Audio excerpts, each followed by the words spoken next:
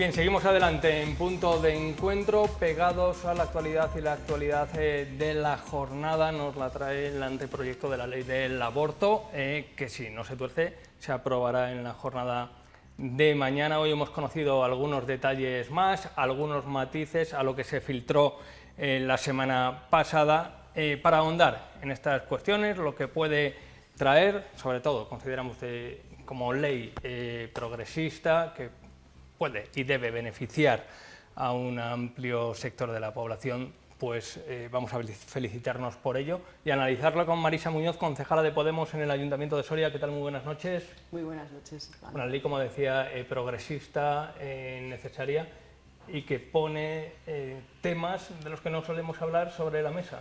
Pues quizás sea una de las cosas más valiosas de esta ley, ¿no? Porque es una ley que al final se va a tramitar como una modificación de la ley de 2010, no es una derogación de esa ley y una ley nueva, sino que es una modificación, y lo que hace es, digamos, perfeccionar, valga así ese término, la ley en aquellos aspectos que se ha visto que puede quedar, pues a lo mejor, insuficiente, y poner sobre la mesa algo que no se ha contemplado nunca en nuestro país y que vamos a ser seguramente pioneros, como son los temas de la salud menstrual, los temas de la menstruación, algo que está siempre oculto, que las mujeres, es verdad que algunas veces lo comentamos entre nosotras, que parece un tema tabú, del que no se habla, del que avergüenza hablar, del que, bueno, lo llevas por ahí en silencio, como mucho se lo comentas a alguien muy cercano, si te da algún problema, si tienes molestias, pero bueno, lo pones sobre la mesa y creo que soluciona la situación de un tanto por ciento de mujeres importante, que bueno, pues que tiene unas reglas incapacitantes. Ya no es dolor ni molestias, es que son incapacitantes. Bien, pues ahondaremos en esta cuestión. Laura Álvaro, profesora e impulsora del Congreso Internacional Género y Educación, del que hablaremos, daremos una pincelada, porque esto va a ocurrir en julio y también nos encanta que los veranos estén llenos de cuestiones para debatir. Buena noticia. ¿Cómo recibes esta ley? Desde luego sí, desde luego es una buena noticia, y todo lo que suponga seguir avanzando en derechos para las mujeres es una buena noticia, y es una necesidad que debemos abordar en la que debemos seguir avanzando. Sobre todo que se hable, que se debata, ¿no? Así es, así es. Claro, el principio de un cambio social, el principio de un cambio real empieza por la legislación, y la legislación empieza por el debate. Desde luego, sacar a la luz, dejar de invisibilizar temas que han sido, como decía Marisa, tan tabú toda la vida, es necesario. Gloria Gonzalo, que yo creo que de debatir y de debatir de manera intensa, la concejala de Igualdad del Ayuntamiento de Soria sabe un rato. Dar la bienvenida a este anteproyecto de ley.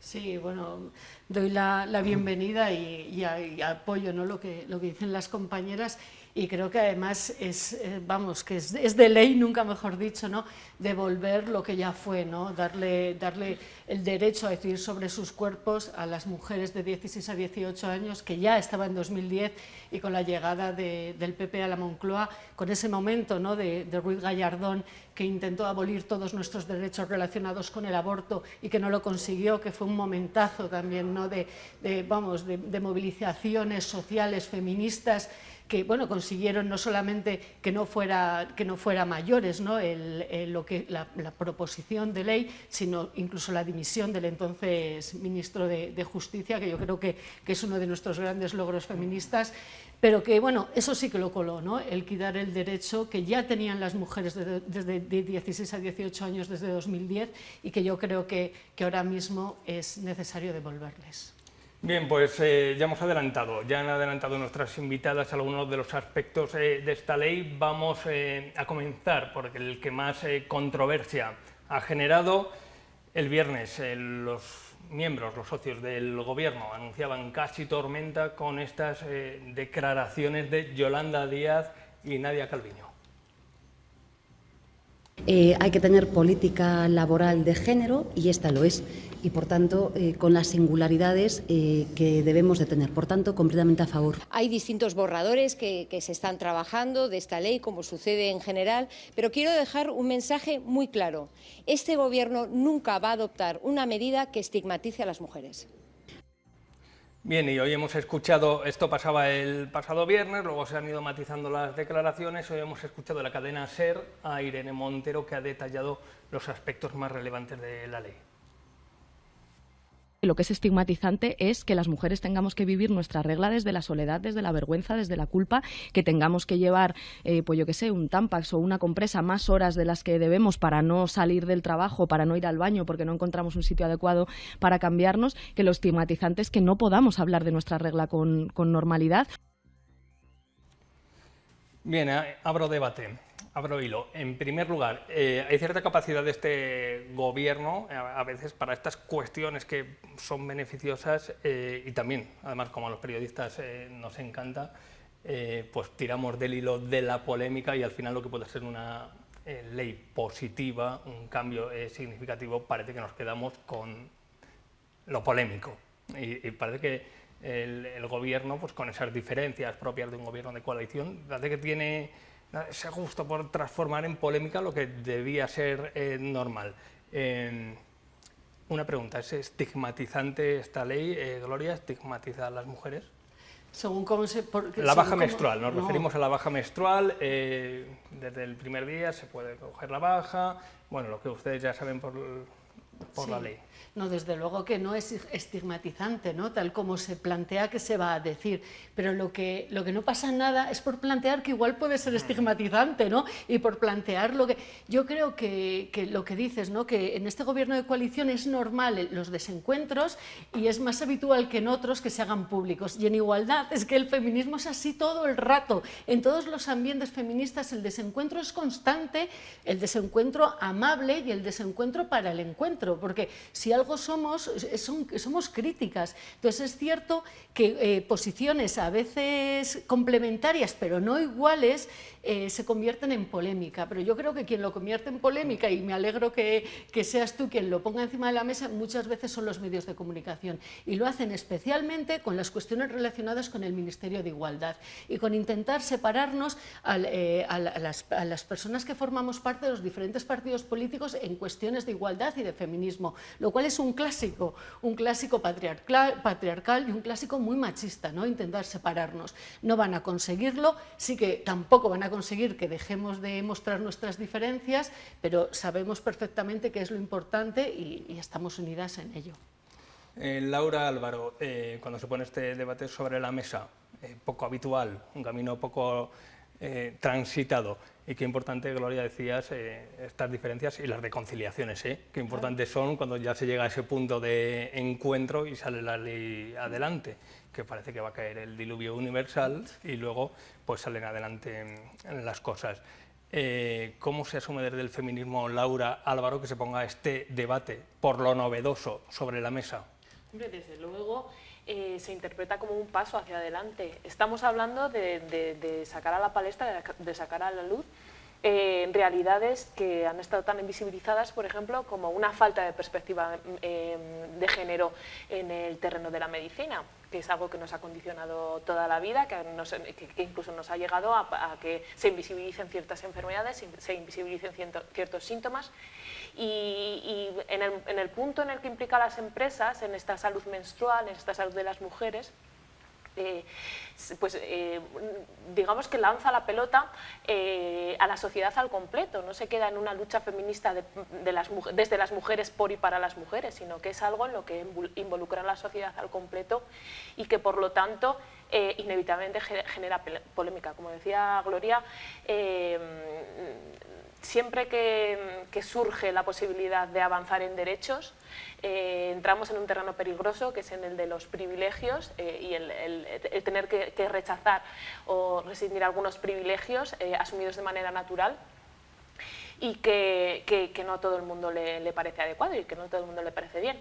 Entiendo las dos posturas, entiendo la postura de Nadia Calviño, entiendo las declaraciones también de Yolanda Díaz y entiendo que pueda existir un miedo a que esta ley estigmatice, pero también es verdad que es algo a lo que tenemos que enfrentarnos y que es necesario, por lo que es necesario pasar para conseguir avances reales.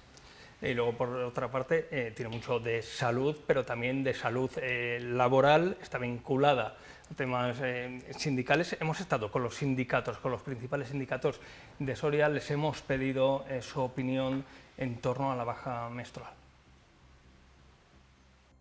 No podemos permitir que las mujeres, que cualquier persona, pero en este caso estamos hablando de las mujeres, vaya a ejercer el derecho al trabajo teniendo dolores. Por eso hay que regularlo y por eso es importante que se reconozca la baja. Nosotros consideramos que es un tema que puede estigmatizar a las mujeres.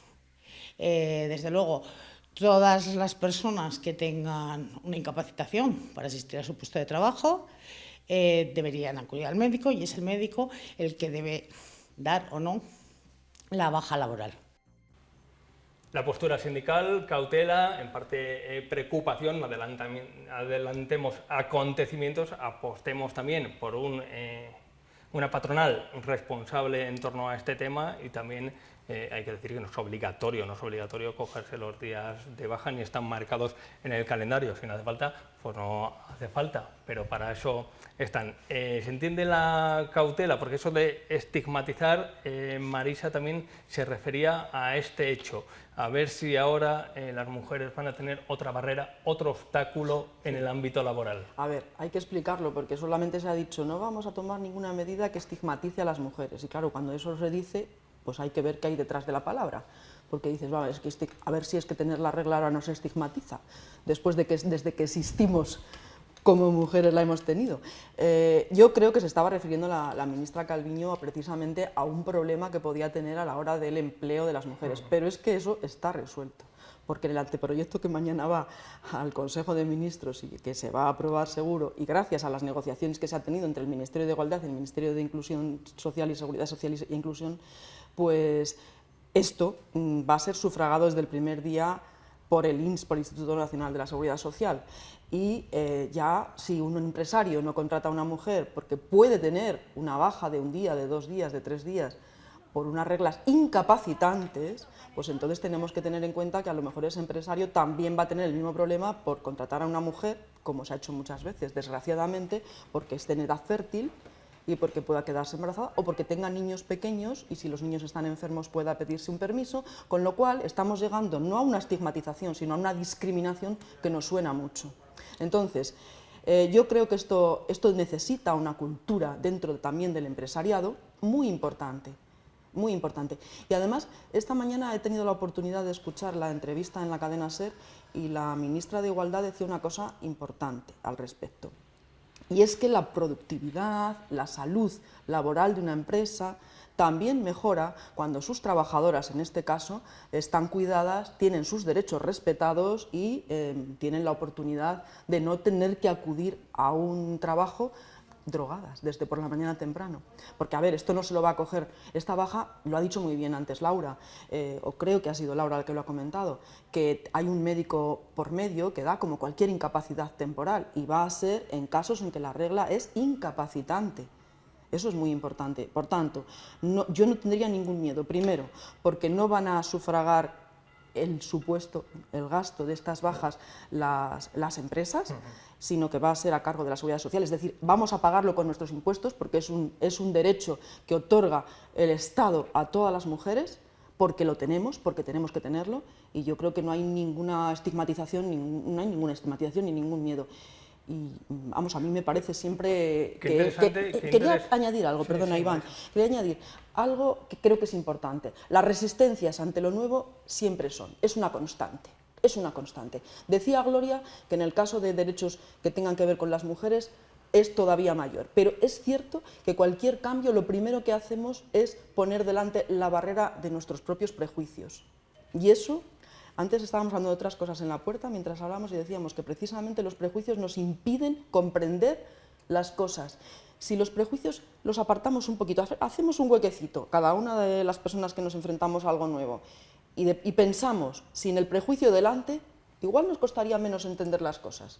Yo creo que quizá en este caso, quiero creer que simplemente ha sido que no se han planteado que para comprender algo que es la primera vez que se hace, hay que verlo desde todos los ángulos y que a lo mejor lo entiendes a la primera. y sobre todo también alejarse un poco del ruido, ¿no? De todo tipo de ruidos, del mediático, también del interesado, del que se genera de forma interesada. Y por cierto, qué interesante escuchar aquí sin tapujos y en otras tertulias televisivas a hombres ya con una edad, con canas, con corbatas, pronunciar lo de regla, baja menstrual, ¿no? Que parecemos una televisión de los años 90, cuando se hacían cosas rompedoras, ¿no? Como ahora que parecemos muy progres y nos callamos muchas cosas, ¿no? Hablando de reglas, vamos a escuchar la postura de Isabel Díaz Ayuso, que no podía faltar. Bueno, a mí la única regla que me importa es la regla de 3, que es la que quieren quitar de las matemáticas con perspectiva de género, y es a lo que me debo, a los problemas reales y no a estas cuestiones, que creo que no solucionan nada. No estamos hablando de problemas reales. Bueno, pues además me viene muy al hilo las declaraciones de Díaz Ayuso, si me permites, Iván, para hablar del Congreso de Educación y Género, porque hablaba de esas matemáticas con perspectiva de género y precisamente lo que hace falta, tanto afrontar estos cambios de los que estamos hablando, como para avanzar y progresar, es educación, es partir de la base, es empezar los inicios, en este caso la escolarización, con una perspectiva de género desde las primeras edades, de las edades más tempranas, porque si no es muy complicado y lo que, como comentaba Marisa, al final llegamos a adultos y los cambios, las transformaciones, los avances, no los afrontamos de la misma manera, los afrontamos con cierta reticencia. Sin embargo, desde el punto en el que se nos empieza a introducir la perspectiva de género desde la escuela, vamos a entender una sociedad mucho más igualitaria, vamos a entender una sociedad mucho más, ¿por qué no decirlo también?, competente, con los valores, con una ética muchísimo más definida, y que eso nos va a ayudar a saber desenvolvernos de una mejor manera y de una manera más justa. Pues sin duda. Gloria, ¿qué te sugieren estas afirmaciones? Dices, no podíamos seguir, si no podían faltar sus declaraciones, pueden faltar perfectamente, porque no aportan nada. También choca más en las mujeres esta semana, y el otro día lo hablaba con Marisa, también hay variedad de pensamiento en las mujeres, pero parece que choca más, no sé si choca más que una mujer salga oponiéndose, por ejemplo, a esta medida, no sé si llama más la atención. Yo creo que en el fondo tenemos que ser conscientes de que todos y todas hemos sido educadas en la misma sociedad machista, ¿no? Que seamos mujeres no quiere decir que seamos feministas, ¿no? Entonces es muy importante ser conscientes de que la reflexión tiene que ser muy profunda y constante. Yo cuando digo que todos y todas somos machistas, lo digo pensando en mí. Yo siempre lo cuento, que cuando veo una actitud machista, pues que me sienta fatal, pero que cuando me la veo, me la siento o me la encuentro en algo que he dicho, que he pensado, he sentido en mí misma, bueno, pues eso me duele muchísimo más, ¿no? Pero que es el principio del cambio, el ser capaces de detectar el machismo. Entonces, las mujeres, por supuesto que muchas han asumido el machismo como un sistema en el que muchas veces sobrevivir. Yo he sido de esa versión de criticar sobre todo a las mujeres machistas, pero ahora mismo mi posición es absolutamente contraria, porque es como encima, como es mujer es todavía peor, ¿no?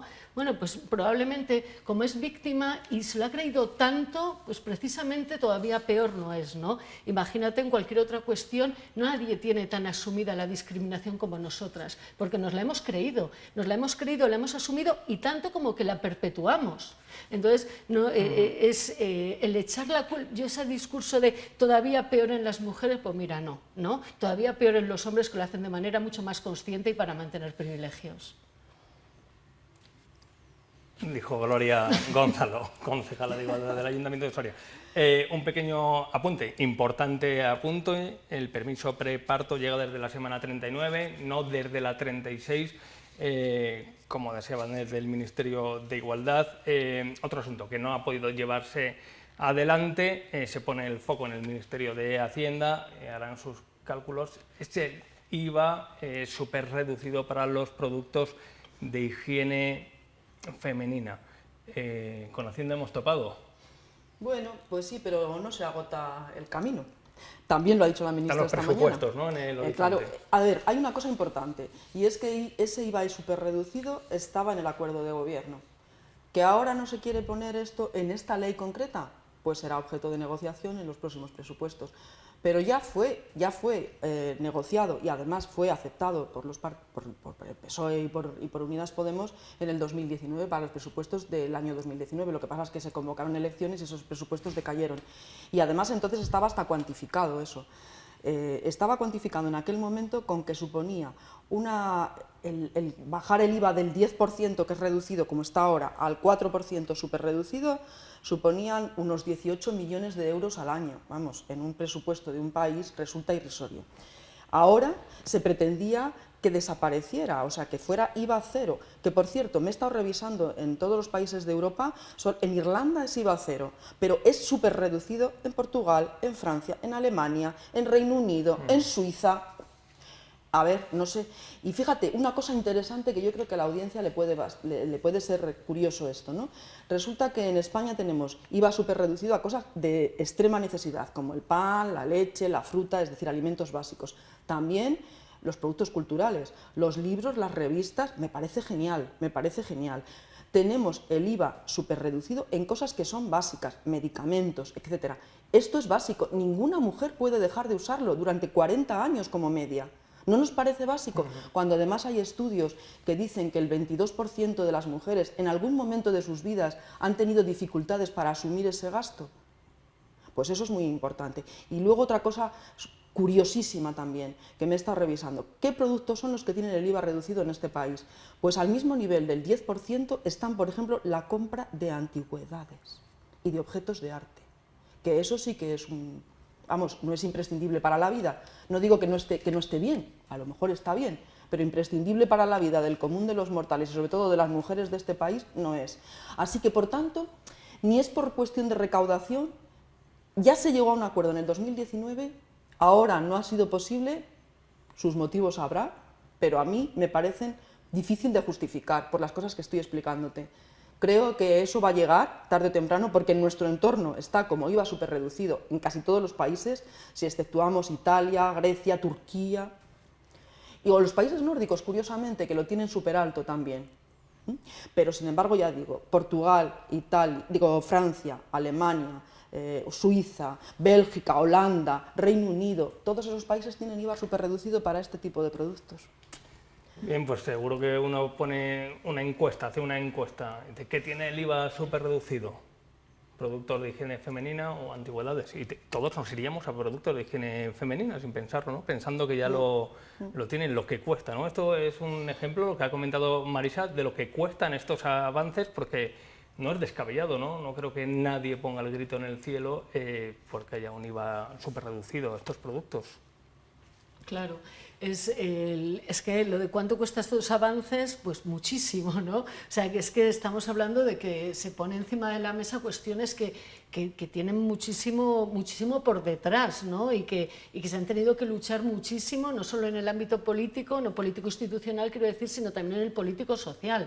Entonces, por supuesto que las barreras son enormes, mucho más que en otros ámbitos, y que la consecución de cualquier ley que tiene muchas cuestiones de igualdad, pues nunca se consiguen todas, ¿no? Pero sí que se consigue poner encima de la mesa y se irán consiguiendo en los momentos, bueno, pues poco a poco, ¿no? Esto que también a veces no es como muy cansado decirlo del poco a poco porque suena como a resignación, pero es cierto que las conquistas son, bueno, paulatinas y constantes. Bien, Marisa Muñoz ya ha hecho el cálculo de lo que dejaría de ingresar el Estado por ese IVA súper reducido.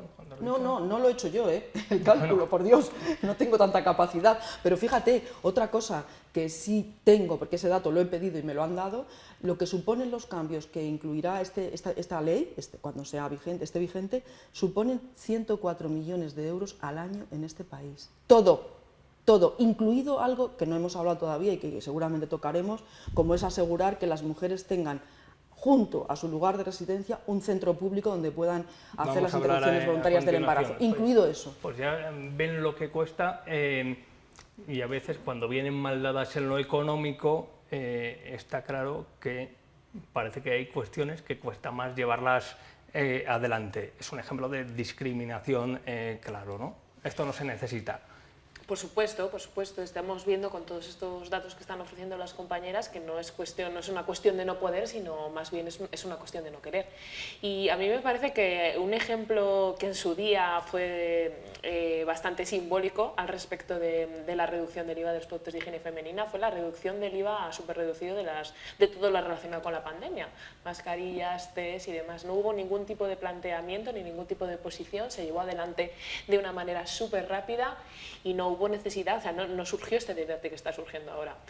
Es difícil comprender que a la sociedad no le chirríe que las mascarillas tengan IVA súper reducido, pero sin embargo sí les chirríe que lo tengan los productos de higiene femenina, y es un clarísimo ejemplo de una sociedad machista. Ley del aborto. Vamos a hablar del aborto en menores. A partir de los 16 años, lo avanzabas hace unos minutos, Gloria.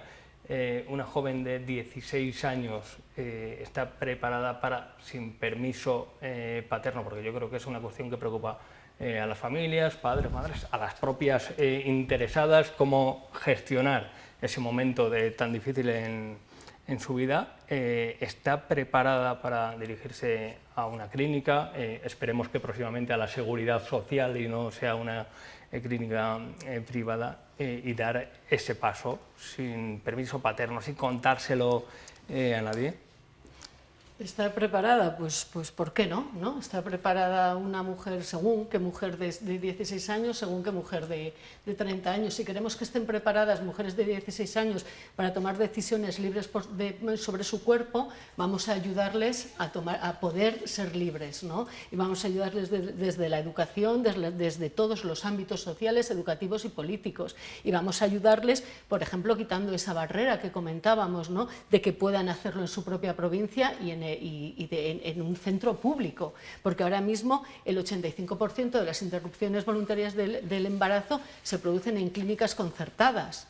Es que desde que se despenalizó en el 85 hay datos desde 1988 hasta 2018, 30 años. En 30 años hay en 8 provincias que no se ha practicado ningún aborto.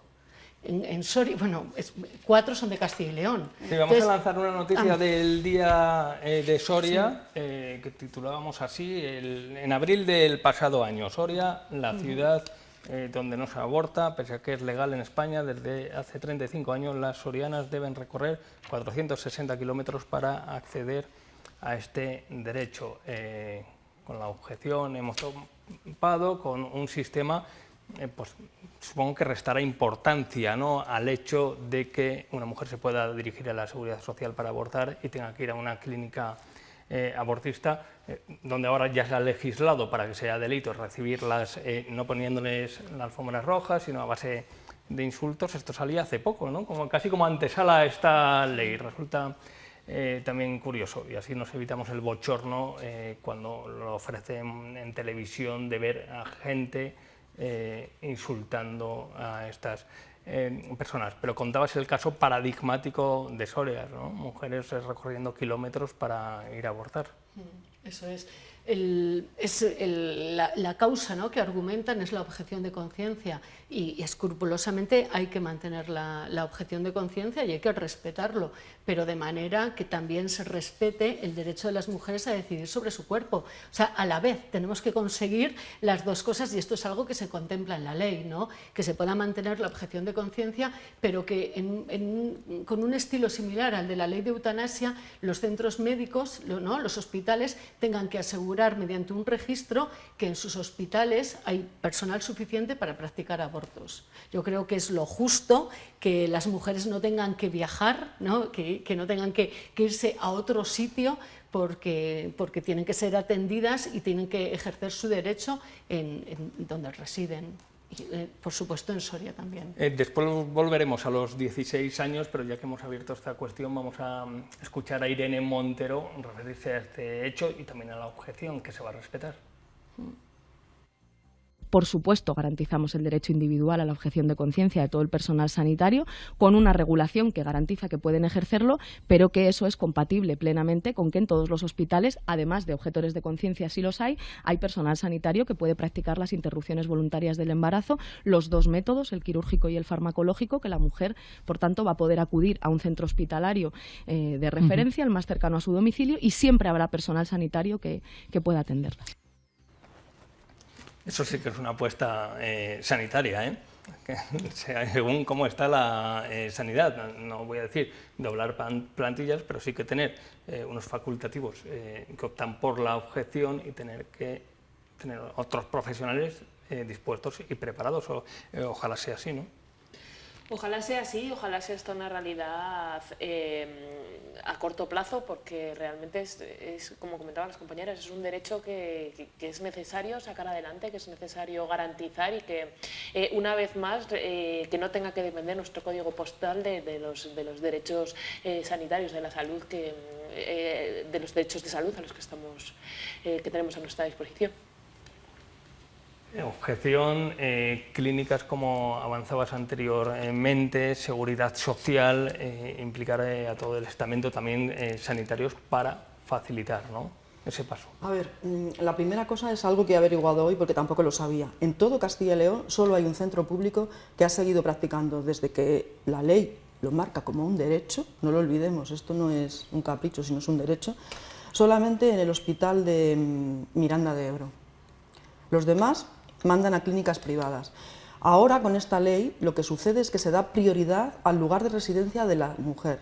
Y es más, no solamente al centro público que esté más cercano o en su provincia, sino que si hay un centro público más cercano a su lugar de residencia en otra comunidad autónoma, podrá ir perfectamente a esa. Así que mujeres, por ejemplo, de la zona del Moncayo, podrán ir a un centro de Zaragoza, un centro público de Zaragoza. Y con respecto al tema de la objeción, también lo que simplemente tiene que hacerse es un registro personal y firmado de cada facultativo de un servicio de ginecología diciendo que es objetor de conciencia, y eso se va a respetar porque tiene que respetarse, porque eso es tan legal como lo otro. Pero al mismo tiempo, las autoridades sanitarias de cada comunidad autónoma y por tanto los responsables de cada centro público van a tener que proveer los medios, y vamos a ver que tampoco se están produciendo 10 abortos diarios, y menos en una población como Soria, donde las mujeres fértiles, pues para nuestra desgracia, no son demasiadas. Es decir, lo que tienes que tener es un personal dispuesto para eso, porque es una intervención además prioritaria desde el punto de vista temporal. Eso no supone un desembolso tan enorme, porque además hablamos de interrupciones voluntarias del embarazo con un método farmacológico, que en fin, no tienen que meterte al quirófano, para que nos entendamos. Con lo cual, se trata de compatibilizar un derecho personal de los facultativos y un derecho de todas las mujeres de cada territorio. Por tanto, es viable. Es viable, no es un tema de que es inviable. Vuelvo a decir, como antes hablábamos, estamos hablando de que todos los aspectos que contempla esta ley son 104 millones de euros. Eso, así, entre nosotros, fue lo mismo que se empleó en construir las cúpulas esas que hay en Garray, que llevan unos cuantos años paradas y que ahora se van a reactivar. Sí, eso en todo el país, quiero decir. Y es más, la ministra decía que el IVA superreducido que se ha calculado, se ha recalculado, si lo quitáramos, no superreducido, sino que lo dejamos a cero, serían 30 millones de euros. Eso ella lo ha referenciado a los sobrecostes en Madrid, creo que era del... Sobrecoste de las autovías, ¿no? Sí, no, o del Madrid-Río, o de alguna de estas cosas. Que daba para financiar 69 años la reducción de ese IVA. De ese IVA en los productos de higiene femenina. A ver, tampoco tenemos mucho sobrecoste por las... Bueno, Iván, pero lo que quiero poner sobre la mesa es que lo económico no es una causa de evitar un derecho o de suprimir un derecho, ni tampoco la objeción de conciencia, que tiene que ser garantizada, pero que también tiene que ser garantizado el derecho, y que ambas cosas deben ser compatibles. Y eso es fundamental. No hay un bien superior sobre el otro. Esa es la clave. La objeción de conciencia es un bien, y el derecho de las mujeres de Soria es también un bien. No está uno por encima del otro. Que los facultativos que opten por la objeción, obviamente, no se sientan agredidos. No, por favor. De ningún Además, tipo. Esto, quiero decir, no saldrá publicado en los periódicos, ni lo pondrás tú aquí en la tele tampoco, supongo. Laura Álvaro, 16 años, vinculada, Laura Álvaro, a la educación en estratos inferiores, pero cómo llega una joven a los 16 años es uno de los aspectos también controvertidos de esta ley. Bueno, pues la ministra hacía una comparativa que a mí me ha parecido interesante. Decía algo así como si son mayores para trabajar, también pueden serlo para decidir sobre su cuerpo, tomar las decisiones sobre su cuerpo. A ver, podemos partir del punto de que estamos hablando de algo tan serio como la maternidad, como decidir sobre la maternidad o la no maternidad de una persona, el nacimiento o no de una criatura, y todo lo que ello supone, todos los cambios que supone para una persona que bueno, pues si ha tomado la decisión, porque no es un camino fácil, y yo creo que es algo que hay que recordar y que hay que incidir mucho, que una mujer decida abortar no es un camino fácil, ni es algo que se decida a la ligera, ni siquiera si lo hace con 16 años, sino que supone mucho pensar, mucho dar vueltas y una decisión muy trascendente a lo largo de su vida. Por lo tanto, yo creo que debemos dejar un poco de lado si están preparadas o no están preparadas. Ellas están en una situación en la que necesitan apoyos, necesitan derechos, necesitan estar arropadas, necesitan que el sistema las acoja y les ofrezca pasar por este trance lo mejor posible. Y si el permiso paterno, el permiso de sus padres va a suponer un problema real, pues facilitémosle la vida lo máximo posible.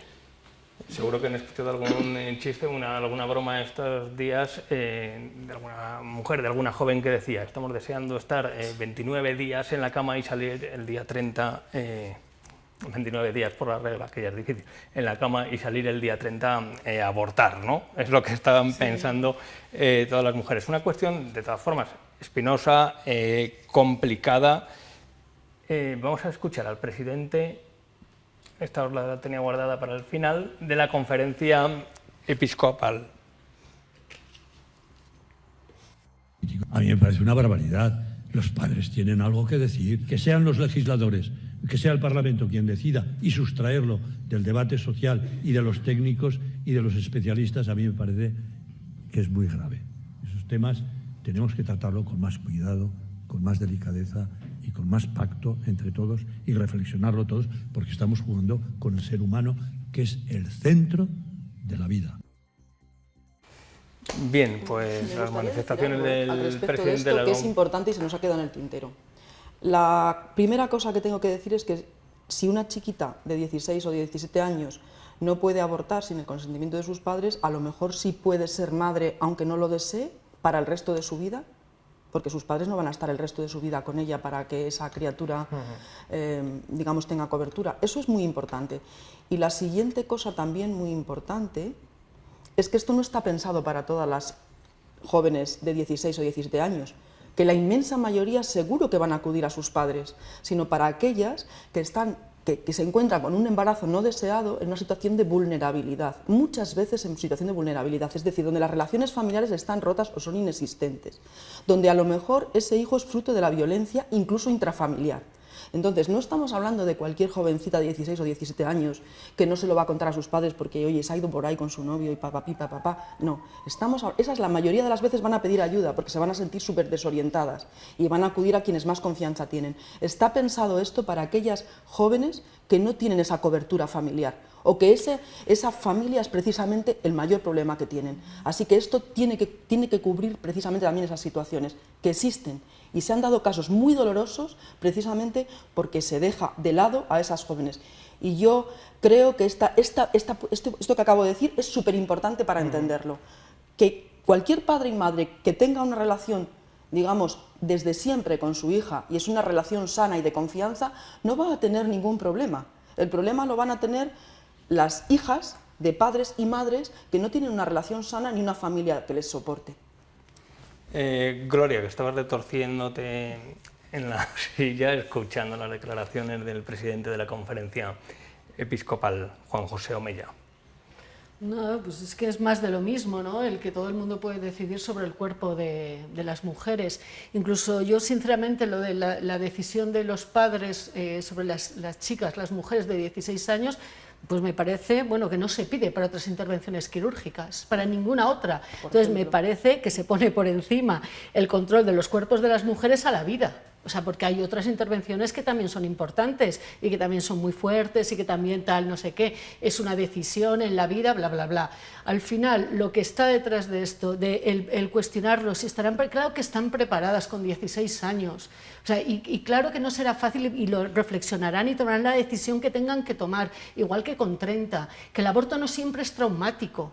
O sea, que es que también que nos gusta un poco, ¿no?, este rollo de dramatizarlo absolutamente todo, que es una decisión importante, obviamente, pero que en el centro está el control de los cuerpos de las mujeres a la hora de la preocupación, ¿qué es lo que nos importa?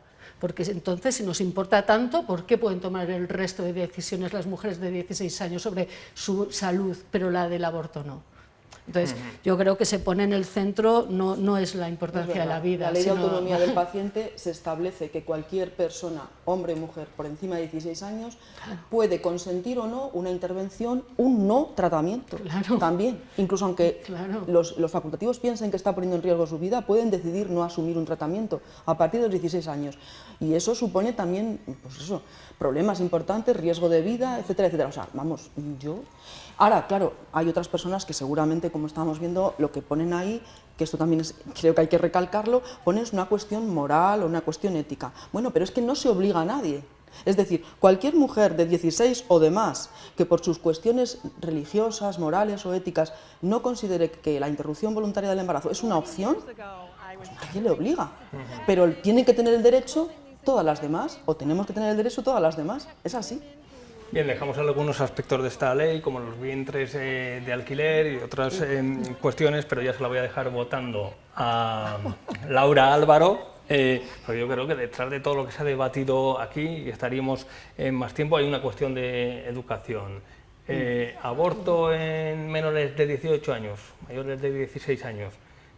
Tal vez sea una cuestión de confianza que unos padres tengan con los hijos para hablar de determinadas cuestiones y tal vez pues establecer vías de comunicación en temas que pueden ser tabús y que es muy fácil decirlo y luego seguro que es súper complicado. Yo no soy padre y me quisiera poner en ese lugar, pero si llega el momento pues habrá que hacer esos esfuerzos y romper esas barreras. Y de educación lo digo porque se va a hablar también en los colegios, hablando de productos higiénicos, que se nos ha escapado antes, también se van a repartir entre las menores pues esos productos higiénicos, se va a facilitar, yo creo que es una fórmula también que se pone a disposición de las alumnas, pero también para que los alumnos vayan entendiendo qué es lo que se cuece, y se vayan también rompiendo esos tabús, como decías antes, desde edades tempranas. Y digo esto porque hay un congreso interesantísimo en julio de género y educación organizado por Laura Álvaro y Carolina Jamodi, que no ha podido estar aquí esta noche porque está trabajando fuera de Soria en estos días. Cuéntanos, porque van a venir gente interesante en torno al feminismo, la política, la cultura, y creo que son 2-3 días de jornadas intensas de julio, que mejor plan. Pues así es, 6, 7 y 8 de julio se celebrará la segunda edición del Congreso Internacional de Género y Educación. Contaremos con la ministra Pilar Alegría para su inauguración, lo cual nos parece muy interesante porque además también está empezando a tener en cuenta desde el punto de vista legislativo la perspectiva de género, que es algo bastante necesario y bastante que ya tocaba empezar a hablar de ello. Y bueno, pues contaremos también con feministas de relevancia como Ana Bernal Triviño. Queremos poner también el enfoque en el mundo del deporte, como el mundo del deporte también puede ser atravesado por la perspectiva de género.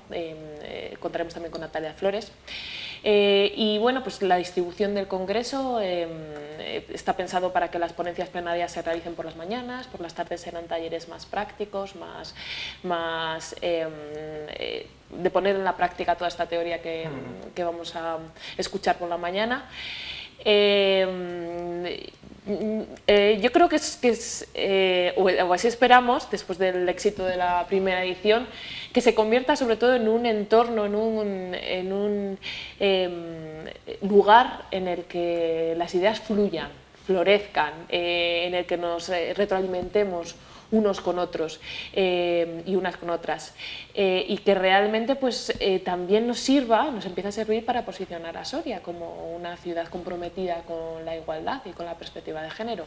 Quiero aprovechar la oportunidad para darle las gracias a Gloria, porque desde la Concejalía de Igualdad nos apoyan económicamente y desde el primer momento creyó en el proyecto. También contamos con el apoyo de Diputación, contamos con el apoyo del Instituto de la Mujer, del Ministerio de Igualdad, y bueno, pues allá vamos con toda la ilusión del mundo a por esa segunda edición. Bien, ¿abierto a mujeres y a hombres también? Sí, va a haber presencia masculina, de hecho la presencia masculina viene de la mano de un soriano. Cintia y José Emilio de Axis, Espacio de Bienestar, ofrecerán un taller, una formación práctica sobre cómo el deporte nos puede ayudar pues a nivel de cuerpo y también a nivel de espíritu. Bien, y lo pregunto lo de para hombres también, porque ya me conozco a algunos que dicen que no pueden ir los hombres, está vetado a los hombres, pues también para hombres, que buena falta nos hace. Gloria, Laura, Marisa, muchísimas gracias, porque yo creo que de este debate aprendemos todos, muchas veces. Uno aprende sobre la marcha, que es lo interesante también de esta profesión, pero con las invitadas de esta noche pues ha resultado realmente fácil, así que muchísimas gracias por estar esta noche del lunes aquí en Punto de Encuentro. De nada, ¿eh? Muchas gracias. Y nosotros lo dejamos aquí, volvemos mañana a partir de las 11 de la noche. Descansen.